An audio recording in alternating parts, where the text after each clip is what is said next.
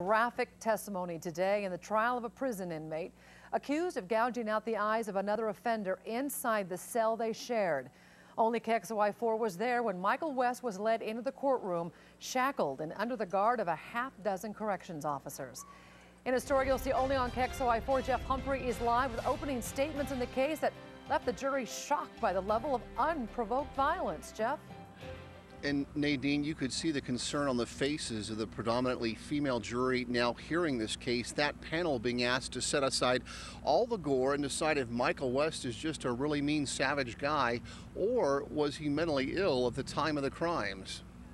Michael West was already doing time for stabbing and raping his girlfriend when he killed his cellmate inside the Spokane County Jail back in 2004.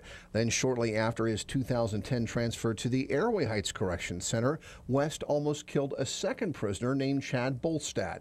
It happened just after the lights went out in their housing unit. Mr. West came over to Mr. Bolstad and he said, "I am God, I am Satan, you will bow to me."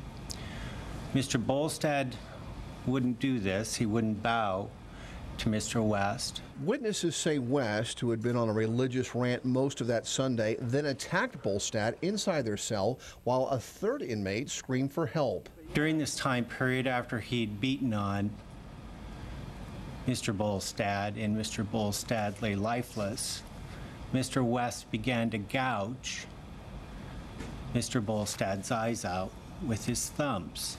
And he kept ranting, "Give me the apple, give me the apple." West then turned his attention to his other cellmate, Gary Welch, who did bow to West's demands, but it didn't do him much good. Mr. West then turned and put a towel around Mr. Welch's neck and began to strangle him. Welch managed to push a panic button that brought this group of corrections officers who pulled the injured inmates to safety.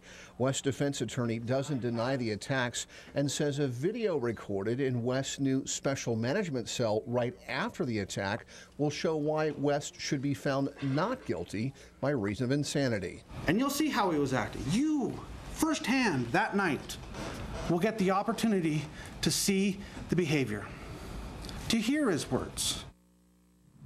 And jurors will also have the chance to hear from the victims, including the inmate who lost both of his eyes in this incident. That when they take the stand in this trial later on this week. Reporting live at Spokane Superior Court, Jeff Humphrey, KXLY4.